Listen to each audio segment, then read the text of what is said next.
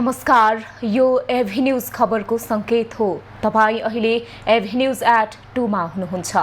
म ममता थापा। प्रारम्भमा मूल खबर। प्रधान न्यायाधीशमा हरिकृष्ण कार्की संसदीय समितिबाट सर्वसम्मत अनुमोदित। न्यायाधीश नियुक्तिको छुट्टै कोर्स बनाउने प्रतिबद्धता।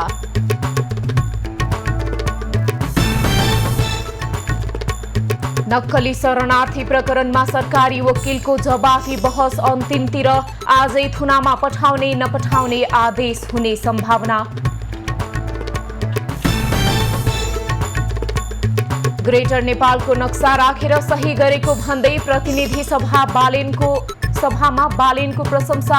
शरणार्थी प्रकरणमा आरोपी जोगाउन खोजेको आरोप।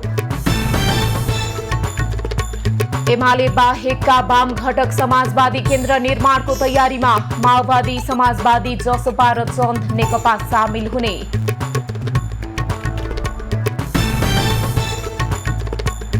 र नागरिकता समस्या समाधान गर्न नयाँ विधेयक ल्याउनुपर्ने एमालेको माग। संविधानबाटै निकास खोज्नुपर्ने सचिव भट्टराईको भनाई।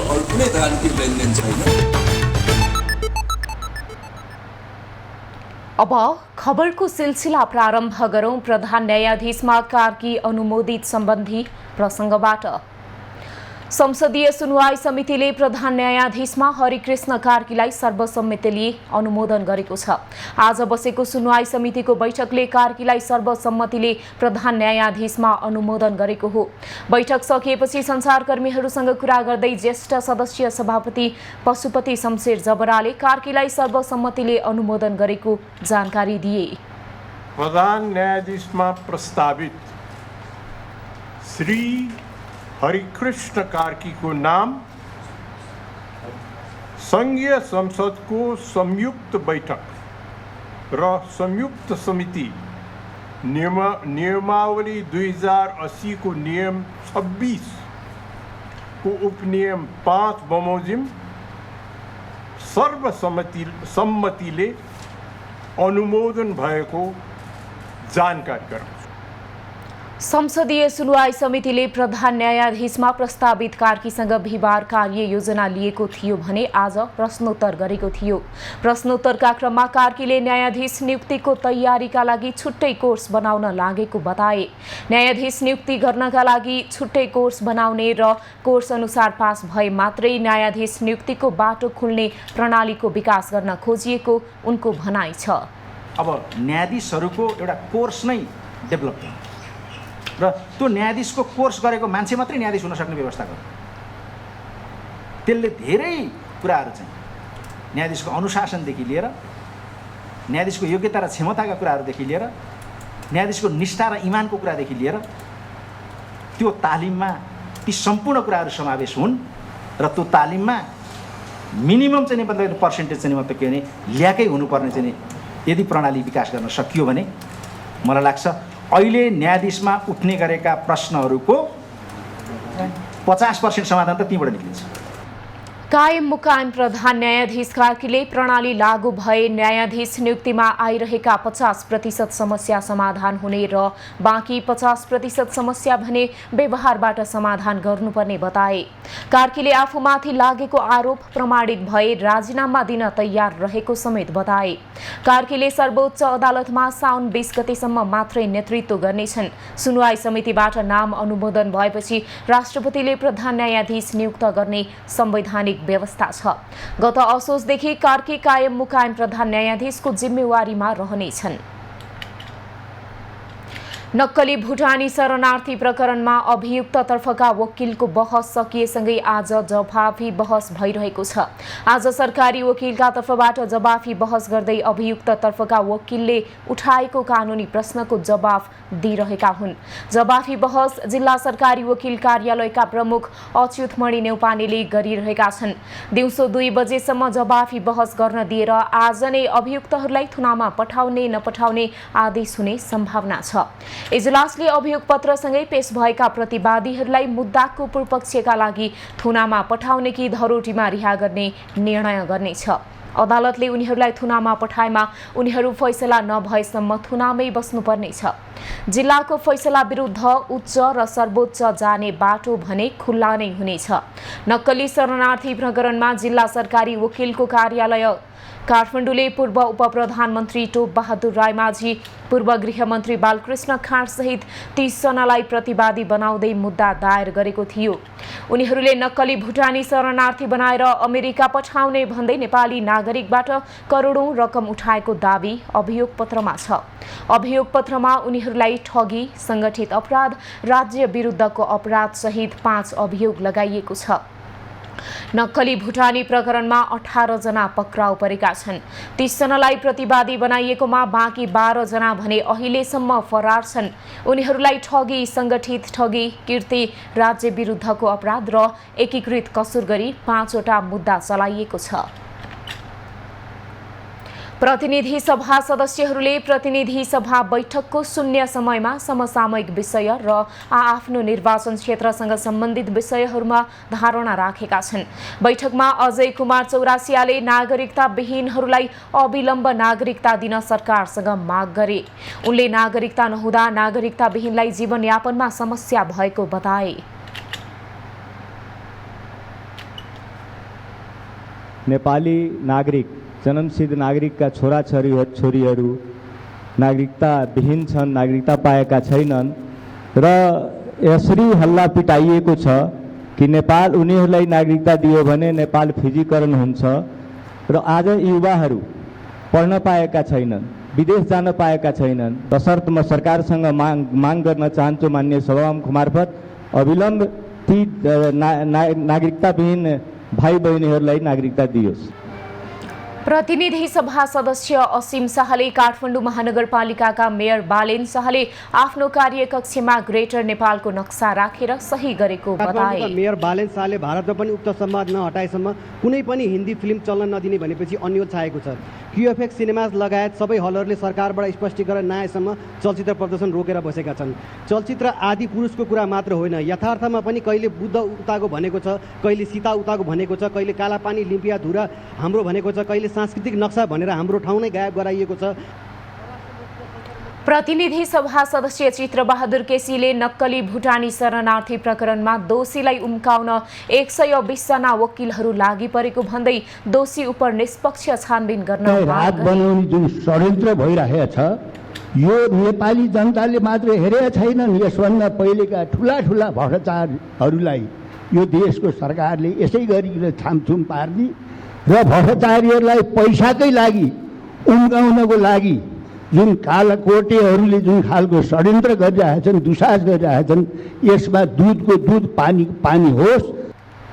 सांसदहरूले आगामी आर्थिक वर्षका लागि छुट्याइएको बजेट असमान र संवेदनाहीन भएको, मधेसमा तापक्रम वृद्धिका कारण पानीको मुहान सुकेको, अघोषित लोडसेडिङ भइरहेको र विद्यालयका लेखापाल र कार्यालय सहयोगीहरू आन्दोलित रहेको भन्दै उनीहरूको माग सम्बोधन गर्न माग गरे। प्रमुख प्रतिपक्षी दल नेकपा एमालेका सांसद दामोदर भण्डारीले उद्योग क्षेत्रमा लगानी गर्नका लागि आवश्यक कानून निर्माण गर्न पनि सरकारले व्यवस्था गरिरहेको बताएका छन्। आज प्रतिनिधि सभा बैठकमा उद्योग, भूमि व्यवस्था र भौतिक मन्त्रालयको विनियोजन शीर्षक माथिको छलफलमा भाग लिँदै उनले नेपाल आयल निगम जस्तो संस्था समेत कानूनको अभावमा गठन आदेशको भरमा चलिरहेको बताएका छन्। सांसद भण्डारीले सरकारले एलपी ग्यासमा दिएको अनुदानमा गरिबलाई प्राथमिकता दिन नसकेको स्पष्ट पारे। सांसद भण्डारीले सरकारले उद्योग, वाणिज्य र आपूर्ति क्षेत्रको विकासमा कुनै प्राथमिकता नदिएको जिकिर समेत गरे। सांसद भण्डारीले सरकारले प्रस्तुत गरेको उद्योग, वाणिज्य तथा आपूर्ति मन्त्रालयको विनियोजन शीर्षकप्रति असहमति जनाउँदै खर्च कटौतीको प्रस्ताव गरे।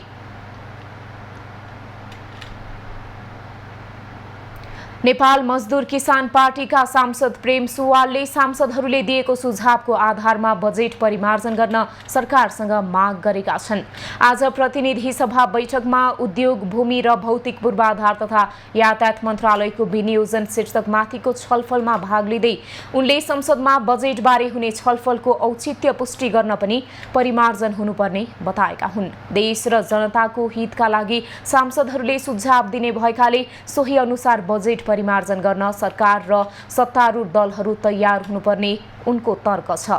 सांसद सुवालले बजेटमा कमा र फुल स्टप पनि परिवर्तन हुन्न भन्ने मान्यतालाई गलत साबित गर्न पनि सरकारले त्यसलाई परिमार्जन गरेर अघि बढाउनुपर्ने बताए आवश्यकता औल्याएका छन्। कोशी बाहेकका प्रदेश सरकारले आज आर्थिक वर्ष 2080-81 को बजेट सार्वजनिक गर्दैछन्। अन्तर सरकारी वित्त व्यवस्थापन ऐन 2074 अनुसार प्रदेश सरकारले असार 1 मा प्रदेश सभामा बजेट प्रस्तुत गर्नुपर्ने प्रावधान छ। त्यसअनुसार आज मधेस, बागमती, गण्डकी, लुम्बिनी, कर्णाली र सुदूरपश्चिम सरकारले बजेट ल्याउन लागेका हुन्। कोशी प्रदेशले भने हिजो नै अध्यादेश मार्फत बजेट सार्वजनिक गरिसकेको छ। संघीय सरकारले दिने वित्तीय हस्तान्तरणको आकार समेत घटेको अवस्थामा प्रदेशहरूले बजेटको आकार केही घटाएर ल्याउने भएका छन्। मध्य प्रदेश सरकारले चालु आर्थिक वर्षको भन्दा झण्डै 11% आकार घटाएर बजेटलाई अन्तिम रूप दिएको छ। सुदूरपश्चिमले 15% आकार घटाएर बजेट ल्याउने तयारी गरेको छ। बागमती, गण्डकी, लुम्बिनी र कर्णाली प्रदेशले पनि 10 देखि 20% सम्मले आकार घटाएर बजेट ल्याउन लागेका हुन्। 2080-81 मा अन्तर सरकारी वित्तीय हस्तान्तरण मार्फत 7 प्रदेशले 1 खर्ब 5 अर्ब 6 करोड रुपैयाँ पाउनेछन्, जुन चालु आर्थिक वर्षमा विनियोजित भन्दा 24 अर्ब 40 करोड रुपैयाँले कम हो। सङ्घले खारेज भइसकेको संसद विकास कोषलाई बिउत्याएर प्रति सांसद 5 करोड रुपैयाँ बजेट विनियोजन गरेको छ। सङ्घकै सिको गर्दै प्रदेशले पनि सांसदलाई 5 करोड रुपैयाँसम्म बजेट विनियोजन गर्ने तयारी गरेका छन्। कोशीमा प्रदेश सांसद पूर्वाधार विकास कार्यक्रमका लागि 1 अर्ब 50 करोड रुपैयाँ बजेट विनियोजन भएको छ। त्यस्तै अरू प्रदेशहरूले आउँदो आर्थिक वर्षको बजेटलाई कृषि, पर्यटन र रोजगारी सिर्जनामा जोड दिने बताएका छन्। नेकपा एकीकृत समाजवादी मोर्चामा सहभागी बन्ने भएको छ। आज पार्टी केन्द्रीय कार्यालय आलोकनगरमा बसेको पार्टीको सचिवालय बैठकले मोर्चामा सहभागी हुने निर्णय गरेको हो। बैठकपछि संसारकर्मीसँग कुरा गर्दै पार्टी उपमहासचिव एवं प्रवक्ता जगन्नाथ खतिवड़ाले समाजवादी मोर्चामा सहभागी बन्न सबै पार्टीको आन्तरिक बैठक पूरा भइसकेपछि अबको 2-4 दिनभित्रमा नै मोर्चा घोषणा हुने दावी गरे। एकीकृत समाजवादीले संसद र संसद बाहिर समाजवादी विचारधारा प्रवाह गर्ने, देशको विकासमा वकालत गर्ने, आम जनतालाई दिने सेवा सुविधा दिन दबाब दिने गरी मोर्चा घोषणा गर्न लागिएको जनाएको छ। समाजवादी मोर्चामा अहिलेसम्म नेकपा एकीकृत समाजवादी, नेकपा माओवादी केन्द्र र जनता समाजवादी पार्टी र नेत्रविक्रम चन्द नेतृत्वको नेकपा सहभागी हुने निश्चित भइसकेको छ। नेकपा एमालेका मध्य प्रदेश इन्चार्ज योगेश भट्टराईले मधेसका मुख्यमन्त्रीलाई शङ्काको सुविधा दिएर विश्वासको मत दिएको बताएका छन्। एमालेले मध्य प्रदेशको इन्चार्जको जिम्मेवारी दिएपछि पहिलो पटक जनकपुर धाम पुगेका एमाले सचिव भट्टराईले शङ्काको सुविधाकै आधारमा एमालेले मध्य सरकारलाई विश्वासको मत दिएको बताएका हुन्। सचिव भट्टराईले नागरिकता समस्या समाधान गर्नका लागि फेरि नयाँ विधेयक नै ल्याउनुपर्ने स्पष्ट पारे। सरकार अलिकति स्मुथली चलोस्, आगामी अब 80-81 को बजेट पनि राम्रोसितले आओस्, 80-81 मा मध्य प्रदेशले अझै राम्रो प्रगति गरोस् भन्नका लागि पनि हामीले चाहिँ मुख्यमन्त्रीजीलाई विश्वासको मत दिएका छौँ। त्यसमा हाम्रो अरू कुनै राजनीतिक लेनदेन छैन। सचिव भट्टराईले नागरिकता पाउनुपर्ने एमालेको स्पष्ट धारणा रहेको बताउँदै वर्तमान सरकारले प्रमाणीकरण गराएको विधेयकमा आफूहरूको केही विषयमा आपत्ति रहेको बताए।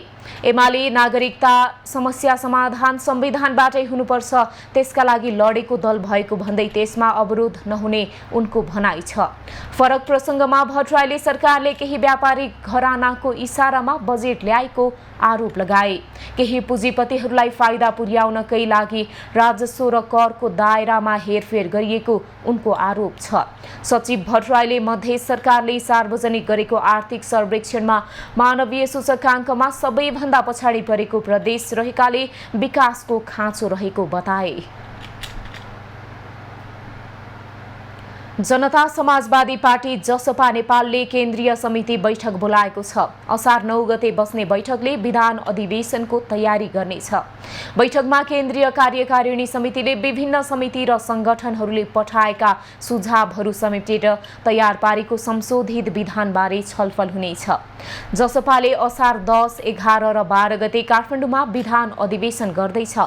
विभिन्न समिति र संगठनबाट गरी 778 जना प्रतिनिधिहरू विधान अधिवेशनमा सहभागी हुँदैछन्, जसमध्ये 423 जना केन्द्रीय समितिहरू सदस्य रहेका छन्। केन्द्रीय समिति विधान अधिवेशन आयोजक समिति भएकाले जसपाका ती 423 जना केन्द्रीय सदस्यहरू स्वतः विधान अधिवेशनका प्रतिनिधि हुनेछन्।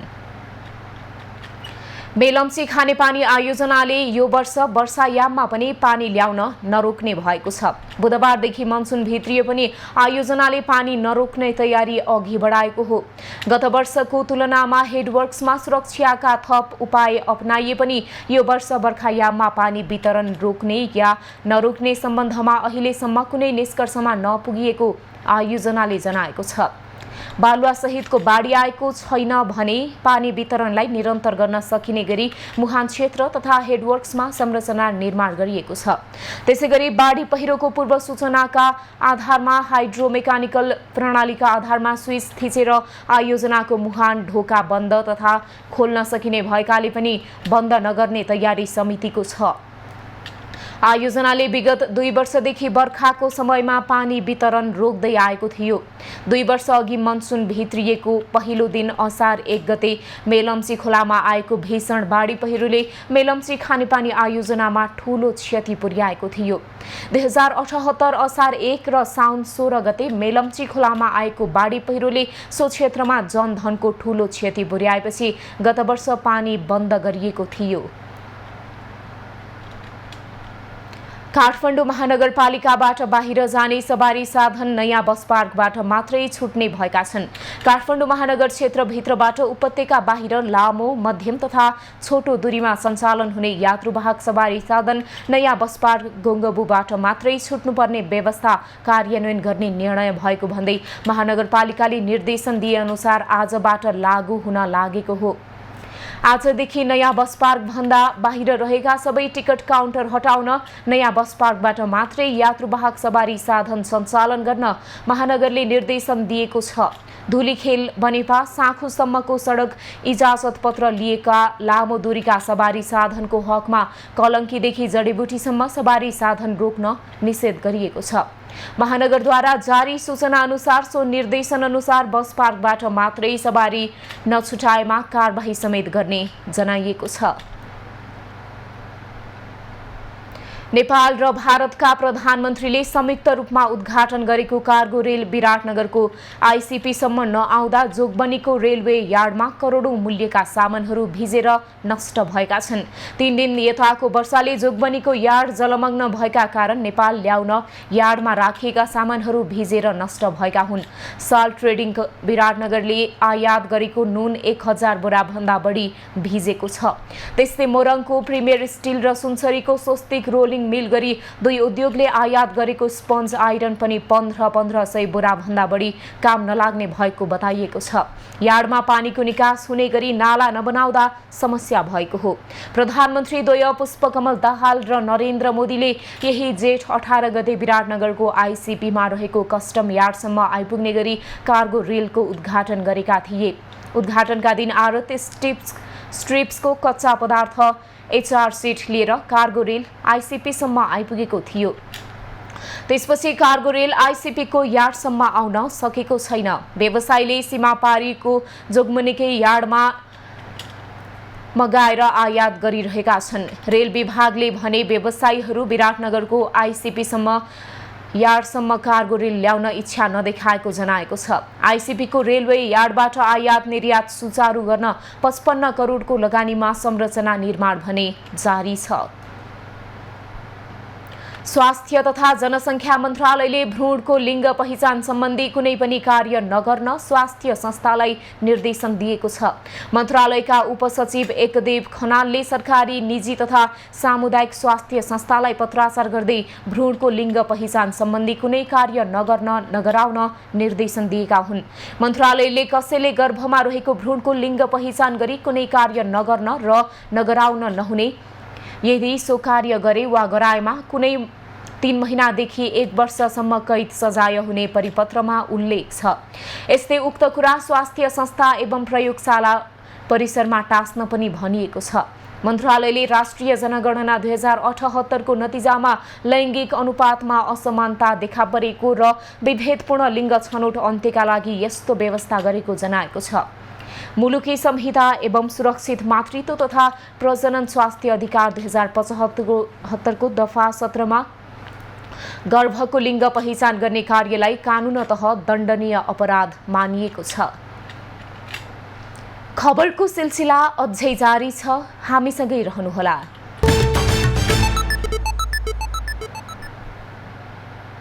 अब बाँकी प्रसङ्ग। उपराष्ट्रपति राम सहाय प्रसाद यादवले बौद्धिक जनशक्तिलाई आफ्नै मुलुकको सेवामा लगाउनका लागि आयोगले समयानुकूल पाठ्यक्रम तथा परीक्षण विधिमा सुधार गर्न आवश्यक रहेको बताएका छन्। आज लोकसेवा आयोगको 73औं वार्षिक उत्सव समारोहलाई सम्बोधन गर्दै उनले पछिल्लो समय नेपालबाट बौद्धिक जनशक्ति विदेश पलायन भइरहेको भन्दै त्यस्ता जनशक्तिलाई नेपालमा नै सेवा गर्न प्रेरित गर्न लोकसेवा आयोगले भूमिका खेल्नुपर्ने बताएका हुन्। उपराष्ट्रपति यादवले लोकसेवा आयोगले सधैँ वर्तमान पुस्ताप्रति न्याय र भविष्यका पुस्ताप्रति आशा र भरोसाको केन्द्रका रूपमा आफ्नो कर्तव्य, दायित्व र जिम्मेवारी निर्वाह गर्न सक्नुपर्ने बताए। उपराष्ट्रपति यादवले कर्मचारी भर्ना र छनौट समग्र प्रशासन संयन्त्रको जग रहेको भन्दै आयोगले गलत भर्ना नीति र प्रक्रियालाई निरुत्साहित गर्न आवश्यक रहेको बताए। उनले आयोगले समयको माग अनुसार प्रविधि मैत्री बन्दै दायित्व र जिम्मेवारीलाई थप विश्वसनीय बनाउने विश्वास व्यक्त गरे। उनले लोकसेवा आयोगले अहिलेसम्म गरेका कामको प्रशंसा समेत गरे।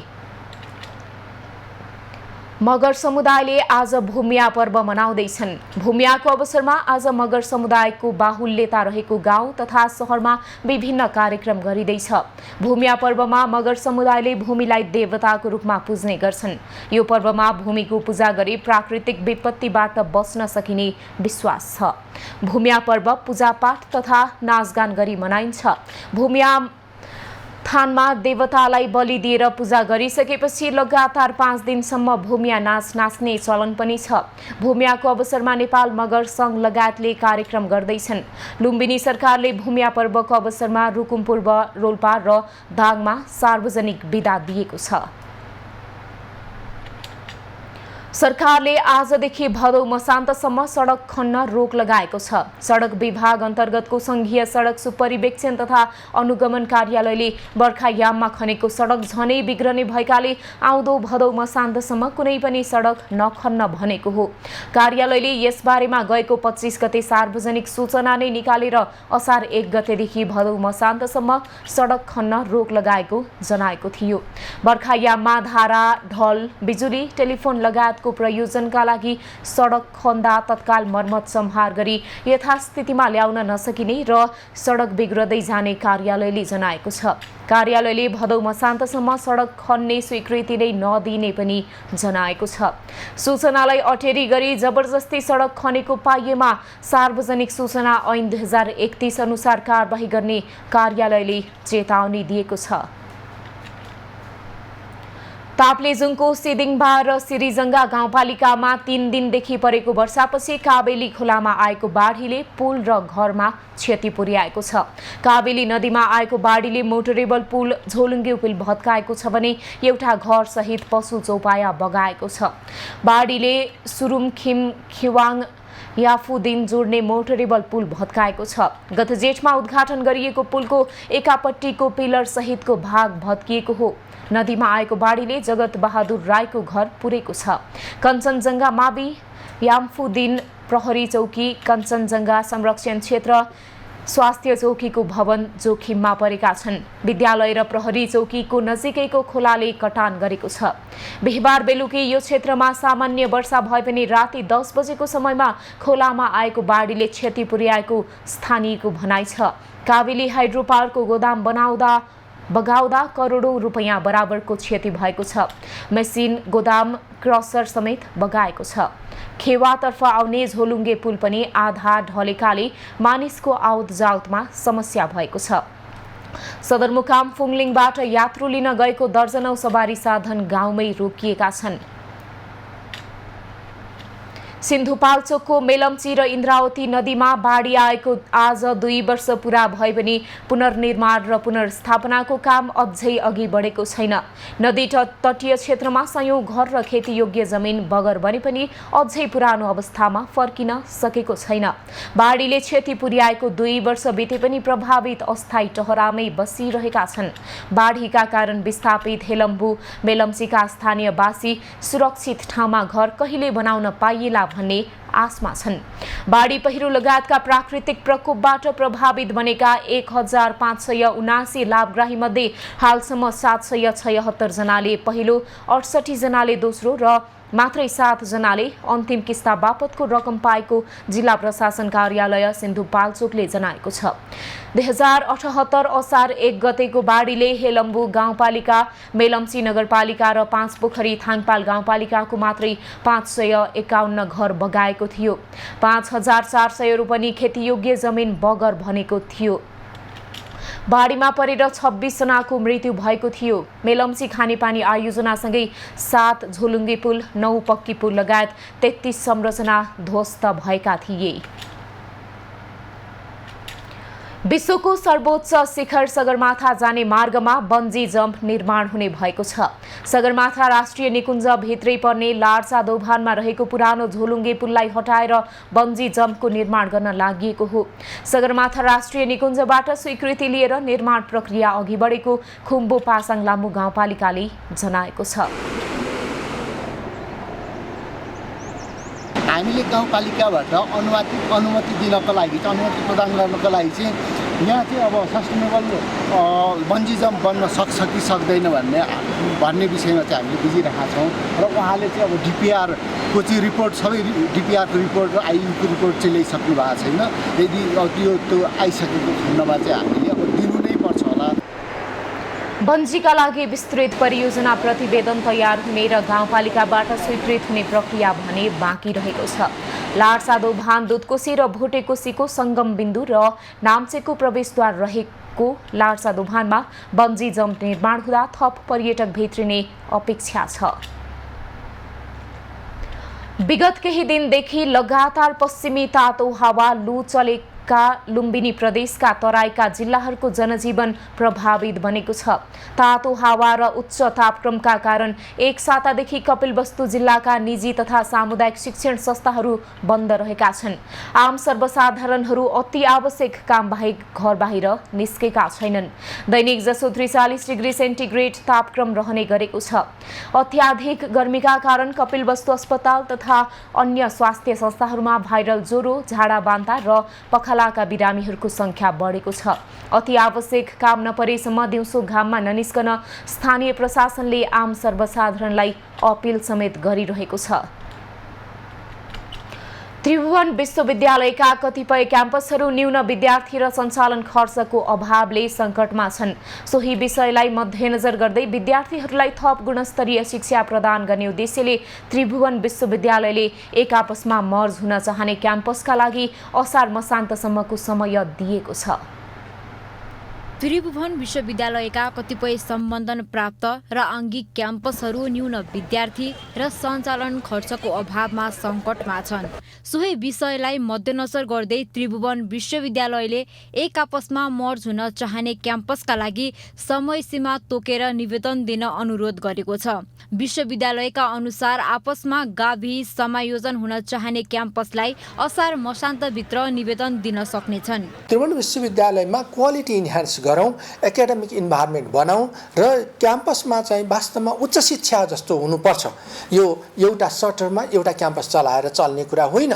त्यहाँका प्राध्यापकहरूको, त्यहाँको इन्फ्रास्ट्रक्चरको, त्यहाँको लाइब्रेरीको, त्यहाँको ल्याबको, त्यहाँको कम्पाउन्डको, त्यहाँका अन्य एक्टिभिटीहरूलाई पनि सहज होस् र विश्वविद्यालयले क्वालिटी इन्हान्स गर्न अगाडि बढोस् भन्ने उद्देश्यले विश्वविद्यालयले लिएको यो नयाँ स्टेप। विश्वविद्यालयको उपकुलपति कार्यालय योजना निर्देशनालयका अनुसार त्रिभुवनबाट सम्बन्धन प्राप्त 2 वा 2 भन्दा धेरै क्याम्पस समायोजन हुन चाहेमा आफ्नो क्याम्पस सभा वा सञ्चालक समितिबाट समायोजन हुने निर्णय गरी योजना निर्देशनालयमा निवेदन दिन सक्नेछन्। निवेदनको साथमा मर्ज हुन इच्छुक क्याम्पसको बेग्ला बेग्लै निवेदनका साथै मर्ज गर्नुपर्ने औचित्य खुलेको हुनुपर्नेछ। निवेदनका लागि केही डकुमेन्टहरू खोजिएको हुन्छ। उनीहरूले पहिले पाएका सम्बन्धन सम्बन्धी कुरा, हालसम्म पनि नवीकरण भइरहेका कुराहरू, उनीहरूको क्याम्पसको वर्तमान अवस्था के छ, ती दुवै क्याम्पसहरूले मर्ज हुन चाहेको कुराको चाहिँ रिपोर्टिङ, त्यो सम्पूर्ण कागजातसहित जब चाहिँ योजनामा आउँछ त्यसपछि हामीले त्यसको भेरिफाई गरेर हो र उपयुक्त कुनै विवाद छैन भने, यदि उनीहरूको मन्जुरी छ, दुवैको मन्जुरी छ भने यहाँबाट प्रक्रिया अगाडि बढ्छ। त्रिभुवन अन्तर्गत केन्द्रीय क्याम्पस सहित 82 आङ्गिक 1040 सामुदायिक र निजी क्याम्पस छन्। विद्यार्थीहरूलाई गुणस्तरीय शिक्षा प्रदान गर्न चुकेको त्रिभुवन विश्वविद्यालयले क्याम्पसहरूको आकार सानो र विद्यार्थीहरूमा वृद्धि गरे गुणस्तरीय शिक्षा प्रदान गर्न सक्थ्यो कि? जनश्रमदानबाट धरानको खानेपानी आपूर्तिलाई पूरा गर्ने अठोट बोकेर निर्वाचन जितेपछि खानेपानीको समस्या समाधानमा लागेका नगर प्रमुख हर्क साम्पाङको प्रयासले यसपटक भने ठूलो सफलता हासिल गरेको छ। जनश्रमदान र सहयोगीहरूले दिएको रकमबाट सुनसरीको कोकाहा खोलाबाट 42 किलोमिटर पाइप बिछ्याएर धरान 20 पकुवा खोलासम्म पानी ल्याउन सफल भएका छन्। धरानको खानेपानीको दीर्घकालीन समस्या समाधानको एजेन्डा सहित गत असारदेखि हर्क साम्पाङले पकुवा खोलाबाट श्रमदान सुरु गरेका थिए। त्यति बेला पानी सञ्चय गर्ने ट्याङ्की निर्माणको काम समेत उनले श्रमदानबाटै अघि बढाएका थिए। पछिल्लो समय उनले 58 दिन लगाएर कसैले पत्याउँदैन नपत्याएको कोकाहाको पानी धरान 20 पकुवा खोलामा ल्याएर जनश्रमदानबाट काम हुन्छ भन्ने प्रमाणित गरेका हुन्। पानी ल्याउन सफल भएपछि भावुक बनेका साम्पाङ पानी ल्याउने प्रक्रिया अझै पूरा नभएको बताउँछन्। यो कोकाहा खोलाको पानी लिएर हामीले यो पकुवा खोलामा बगाइरहेका समय देखेर हेर्दाखेरि अलि सानो देखिन्छ, तर यति मात्रै होइन पानी। हामीले अझै एयर लिकहरू गरिसकेका छैनौँ। यो त जति सक्दो छिटो पुर्याउनका लागि कुद्दै लिएको, यो रातभरि दिनभरि कुद्दै लिएको पानी। प्रमुख साम्पाङले गरेको कामको मूल्याङ्कन पछिल्लो समय सर्वत्र चर्चा हुन थालेको छ। उनले भने प्रक्रिया नपुगेको तर्क राखिराख्दा सहयोगी हातहरूले भने उनलाई निरन्तर सहयोग पुर्याइरहेका छन्। बिहिबार मात्र उनलाई गायिका सुनिता लिम्बू थेवेद्वारा युकेमा रहेको साङ्गीतिक कार्यक्रमबाट उठेको 10,47,524 रुपैयाँ सहयोग गरेकी छिन्। यता काम गर्दा गर्दै पनि धरान खानेपानी बोर्डको कृत्य सदस्य बन्नेहरूले अख्तियारमा फर्जी कागज बनाएर मुद्दा हालेकोमा भने प्रमुख साम्पाङ असन्तुष्ट छन्। पछाडि के गर्यो कता गर्यो भनेर कोटाएर हेर्दै मुद्दा र मामिलामा जाने त यात्रा होइन होला मेरो त, है मुद्दा गर भनेर त मलाई त पठाएको त होइन होला। त्यसले गर्दाखेरि म अग्रगतिमा गइरहेको छु, तर विगतका समीक्षाहरू गर्दाखेरि हाम्रो अनुभवहरू तिता छन्। साम्पाङको हरेक कार्यमा धरान 13 मा रहेको गोर्खा वेलफेयर कार्यालयले पनि सहयोग पुर्याउँदै आएको छ। खानेपानी ट्याङ्की निर्माणमा सहयोग, वेलफेयरले कोकाहाको पानी ल्याउने सवालमा भने प्राविधिक सहयोग पनि गरिरहेको छ। गोर्खा वेलफेयर ट्रस्टले चाहिँ विशेष गरेर यो पर्टिकुलर प्रोजेक्टको लागि चाहिँ हामीले टेक्निकल एडभाइस, विशेष गरेर सर्वेको टिम चाहिँ हामीले यो ड्युरेसनभरि उहाँहरूलाई हामीले उहाँहरूको स्पेयर टाइममा हामी आफ्नो काम भ्याएर अर्को स्पेयर टाइममा उहाँहरूको जुन चाहिँ विकेन्डको बेलामा चाहिँ धेरै हाम्रो कर्मचारीहरूले चाहिँ विशेष गरेर सर्वे टिमले चाहिँ यसमा इन्भल्भ भएको छ। धरानमा सुक्खा मौसममा वर्षेनी खानेपानीको अभाव झेल्दै आएका धरानीहरूले यस वर्ष भने विगतको जस्तो समस्या नभोगे पनि पूर्ण रूपमा समस्या समाधान भएको छैन। कोकाहाबाट ल्याएको पानीले सम्पूर्ण खानेपानीको 25% मागलाई धान्न सक्ने प्रमुख साम्पाङको दाबी छ। विनय प्रधान, धरान। तनहुँको भानु नगरपालिका 2 का स्थानीय बासिन्दा वर्षौंदेखि खानेपानीको समस्या भोग्न बाध्य भएका छन्। अम्बोटे, भकुन्थोक, कालीमाटी र 12 विसेका बासिन्दालाई 1 गाग्री पानी लिन 1 घण्टा समय खर्च गर्नुपर्ने अवस्था अझै कायम छ। 2 करोड 7 लाख रुपैयाँको लागत अनुमानको अम्बोटे कालीमाटी बोरिङ खानेपानी योजना तयार भए पनि बजेट नहुँदा समस्या परेको छ। मा पनि हामीले पेश गरेका छौँ, सङ्घमा पनि पेश गरेका थियौँ। सङ्घबाट यसमा नपरेको भन्ने कुराहरू आइरहेको छ। प्रदेशबाट हामी धेरै आशामुखी छौँ र हामीले यो पानी सफल भइसकेको अवस्थामा हामीले प्रत्येक घरमा पानी पुर्याउने यो हाम्रो एरिया करिब करिब हाम्रो 300 घरधुरी को लागि चाहिँ हामीले पानी पुर्याउने कार्यक्रमहरू हाम्रो छ। सङ्घ, प्रदेश तथा नगरपालिकामा बजेटको माग राखी पटक पटक धाए पनि पर्याप्त बजेट नपरेको स्थानीय बताउँछन्। खानेपानीका लागि ट्याङ्की र पाइपलाइन बनाउन र बिछ्याउने पाइप नहुँदा खानेपानीको हाहाकार भएको हो।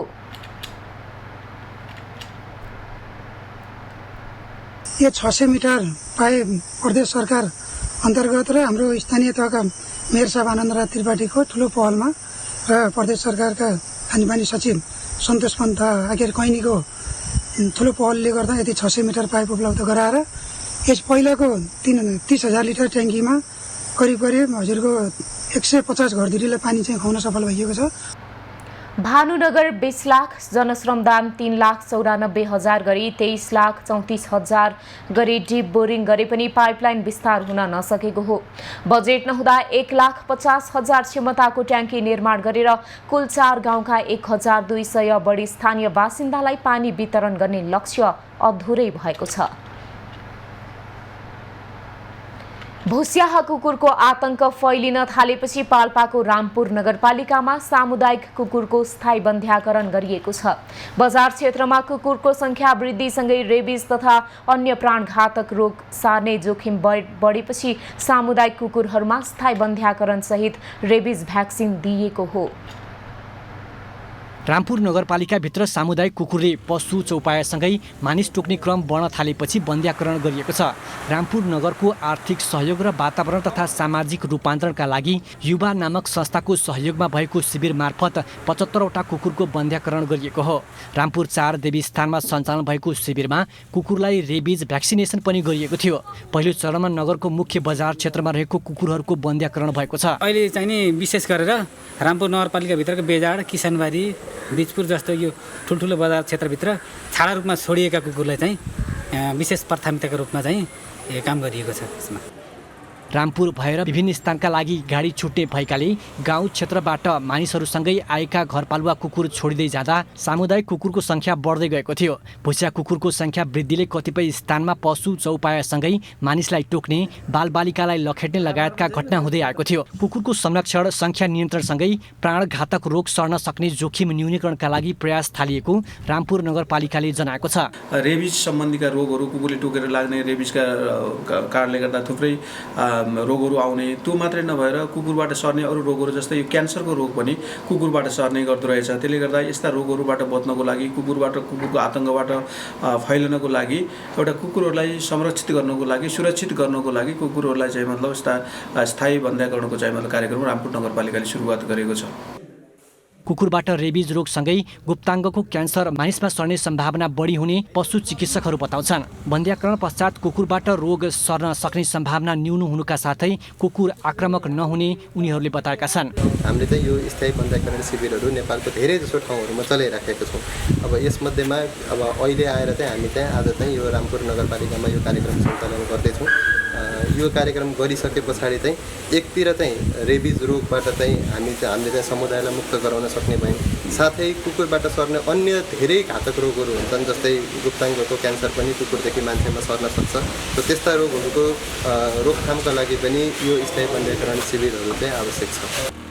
नेपालमा पनि रेबिजको जोखिम उच्च रहेको देखिएको छ। सन् 2030 भित्र रेबिज मुक्त गर्न विश्वभर कार्यक्रम सञ्चालन भइरहेको सन्दर्भमा नेपालमा पनि प्रयास हुँदै आएका छन्। कुकुरको संरक्षणसँगै रोगको जोखिम न्यूनीकरणका लागि कुकुरको स्थायी बन्ध्याकरण र रेबिज विरुद्धको भ्याक्सिनेसनमा जोड दिनु आवश्यक देखिन्छ। इमान सिंह राणा, पाल्पा। भोजपुरका 3वटा स्थानीय तहका पहाडी क्षेत्रमा काष्ठफल तथा फलफुल विकास आयोजना सञ्चालन हुने भएको छ। मध्य पहाडी लोकमार्गले छोएका अरुण गाउँपालिका, पौवादुङमा गाउँपालिका र भोजपुर नगरपालिकामा यो आयोजना सञ्चालन गर्न लागि हो। मध्य पहाडी क्षेत्रमा फलफुल बालीको विकास तथा विस्तार गर्ने लक्ष्यका साथ पहाडी क्षेत्र काष्ठफल तथा फलफुल विकास आयोजना सञ्चालन गर्न लागि हो। देशभरका 34 जिल्लामा लागू हुने सो कार्यक्रम कोशी प्रदेशका 7 जिल्लाका 22वटा स्थानीय तहमा सञ्चालन हुनेछ। यो कार्यक्रममा भोजपुरका पौवादुङमा गाउँपालिका, अरुण गाउँपालिका र भोजपुर नगरपालिका छनौटमा परेका हुन्। यो आयोजना 7 वर्षसम्म सञ्चालन हुने जनाइएको छ। यो कोशी प्रदेशको 7वटा जिल्लाका 22वटा पालिकाहरूमा यो आयोजनाले काम गर्छ। नेपालभरि चाहिँ 34वटा जिल्लाको 100वटा पालिकाहरूमा यसले काम गर्छ र यसले विशेष गरी 10वटा फलफुलहरूमा काम गर्ने गर्छ। यो कार्यक्रमले देशका 5 प्रदेशका 100 स्थानीय तहका 40,000 घरधुरीको कृषिमा आधारित आम्दानीमा वृद्धि हुने लक्ष्य लिएको छ। कार्यक्रम 50% अनुदानमा सञ्चालन हुने जनाइएको छ। यो कार्यक्रमले कृषि क्षेत्रको विकासमा टेवा पुग्ने भोजपुरको अरुण गाउँपालिकाले जनाएको छ। आयोजनाको सफल सञ्चालनका लागि सहयोग गर्ने गाउँपालिकाको भनाइ छ। उचित ठाउँमा व्यवस्थित ढङ्गले बिरुवा रोप्ने, गोडमेल गर्ने काठसाटका जन्य विषयहरू पनि कृषकहरूमा जाने त्यस्तो भरपर्दो किसिमले नभइराखेको र बजार व्यवस्थापनको बारेमा पनि के चर्चा नभइरहँदा यस कार्यक्रमले ती धेरै कुरालाई समेटेको हुँदाखेरि अब सञ्चालन गरेको जन कृषि प्रणालीभित्रका खेती लगायतको चाहिँ हामीलाई आशा छ अलिकति जन्य राम्रो ढङ्गले अगाडि बढ्छ भन्ने। कार्यक्रमले कोशी प्रदेशमा स्याउ, सुन्तला, कागती, एभोकाडो, किवी र ओखरको व्यावसायिक खेतीमा सहयोग गर्ने जनाइएको छ। गाउँपालिकाले यी बालीहरूको खेतीमा जोड दिएकाले यसको थप विस्तारमा सहयोग पुग्ने पौवादुङमा गाउँपालिकाले जनाएको छ। यसले चाहिँ पक्कै पनि हाम्रो जुन पौवादुङमा गाउँपालिकाको जुन 6वटा वडाहरू छन् त्यस वडाहरूमा सबै स्थानीयहरू विशेष गरेर चाहिँ कृषिमा नै आत्मनिर्भर भएको कारणले गर्दाखेरि यो कार्यक्रमले पक्कै पनि महत्त्वपूर्ण योगदान गरेको छ र यसबाट पक्कै पनि कृषकहरू जुन चाहिँ फर्म सञ्चालन गरेर बसिरहेको छ त्यो फर्म सञ्चालन गरेर बसिरहेको कृषकहरू चाहिँ एकदमै यसले चाहिँ एकदमै ठुलो टेवा पुर्याउनेछ। 34 जिल्लामा सञ्चालन हुने यो कार्यक्रममा नेपाल सरकार, एसियाली विकास बैंक र विश्व कृषि तथा खाद्य सुरक्षा कार्यक्रम अन्तर्गत कुल 12 अर्ब 55 करोड लगानी हुने जनाइएको छ। कार्यक्रम सञ्चालन तथा तयारीको विषयमा यहाँका स्थानीय तहसँग आवश्यक छलफल गरिएको छ। युवराज विष्ट, भोजपुर। खबरको सिलसिला अझै जारी छ, हामीसँगै रहनुहोला।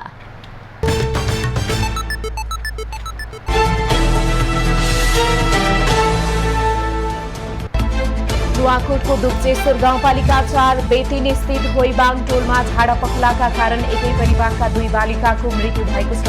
स्थानीय 10 वर्षीय सुनिता तामाङ र 5 वर्षीय आइसानी तामाङको काठमाडौँ स्थित शिक्षण अस्पतालमा उपचारका क्रममा मृत्यु भएको हो। परिवारका 9 सदस्य मध्ये 3 जना गम्भीर बिरामी परेका थिए।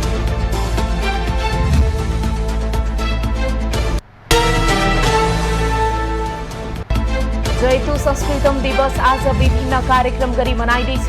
2004 असार 1 गते 3 धारा पाठशालाका विद्यार्थीले शिक्षामा सुधारका लागि गरेको आन्दोलनको सम्झना गर्दै जैतु संस्कृतम दिवस मनाइन्छ। विद्यार्थीले शास्त्रीय विषयका साथै आधुनिक अङ्ग्रेजी, गणित, विज्ञान र भूगोल लगायत विषय पनि पढ्न पाउनुपर्ने माग गर्दै राणा शासक विरुद्ध आन्दोलन गरेका थिए। प्रमुख निर्वाचन आयुक्त दिनेश कुमार थपलियालाई मातृ शोक परेको छ। प्रमुख निर्वाचन आयुक्त थपलियाकी आमा डम्बर कुमारीको 90 वर्षको उमेरमा कपनस्थित निवासमा आज बिहान निधन भएको हो। उनका 4 छोरा र 3 छोरी छन्।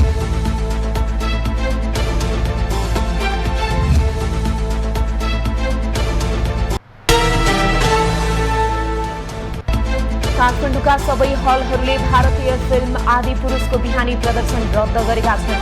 चलचित्रमा रहेको विवादित वाक्यांशलाई लिएर सुरक्षा खतरा देखाउँदै काठमाडौँ उपत्यकाका सबै फिल्म हलले आज बिहानको प्रदर्शन रोकेका हुन्। QFX INI big movies one cinema सहित मल्टिप्लेक्सले बिहानी सोलाई स्थगित गरेको जनाएका छन्।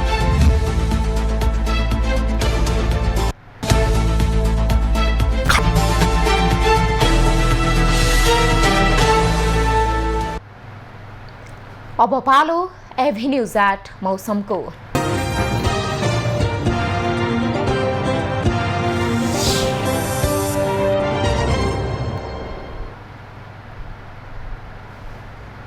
हाल देशका पहाडी भूभागमा आंशिकदेखि सामान्य बदली रही बाँकी भूभागमा मौसम सामान्यतया सफा रहेको छ। दिउँसो कोशी, बागमती र गण्डकी प्रदेशका पहाडी भूभागका केही स्थानहरूमा र बाँकी पहाडी भूभागका थोरै स्थानहरूमा साथै कोशी प्रदेशका तराईका भूभागका केही स्थानमा मेघ गर्जन चट्याङसहित हल्कादेखि मध्यम वर्षाको सम्भावना रहेको जल तथा मौसम पूर्वानुमान महाशाखाले जनाएको छ। आज काठमाडौँ उपत्यकाको अधिकतम तापक्रम 31 डिग्री सेल्सियस र न्यूनतम तापक्रम 20 डिग्री सेल्सियसका बीचमा रहने अनुमान गरिएको छ। आज सूर्योदय बिहान 5:07 भयो भने सूर्यास्त साँझ 7:01 हुनेछ। आज देशभरको मौसम कस्तो रहला त हेरौं देशका विभिन्न स्थानको अनुमानित मौसमी अवस्था।